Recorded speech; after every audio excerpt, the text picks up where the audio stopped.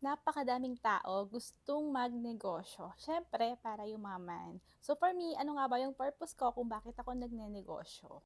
Unang-una, siyempre gusto kong yumaman at magpaganda. Siyempre, wag na tayong magpanggap, kaya naman talaga tayo nagbi-business, siyempre para kumita at yumaman.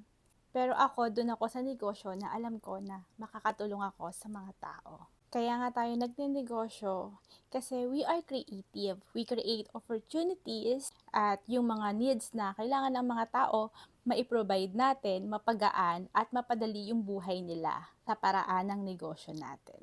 Yung unang negosyo ko ay food supplement at ang laking tulong nito nung panahon ng pandemic.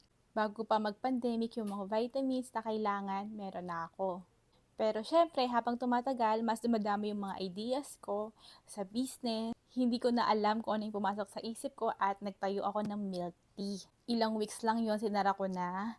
Kahit na mabenta naman siya, kasi nga malapit sa school.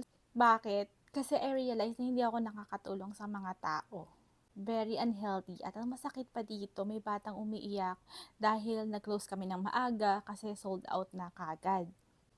Kasi hindi siya nakabili ng milk tea. And I realized na napakabata pa niya. Tapos yung pinopromote ko is sugar. Kaya baka dumami yung mga diabetic.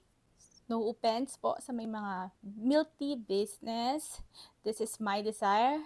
Let us respect each other's opinion because we have different perspective view of life.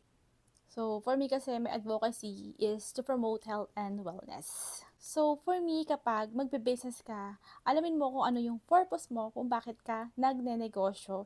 Hindi lang dahil sa pera, dahil lang sa gusto mo ng malaking profit, gusto mong yumaman, but also consider kung ano yung magiging impact ng negosyo mo sa tao. So, yun lang. Bye!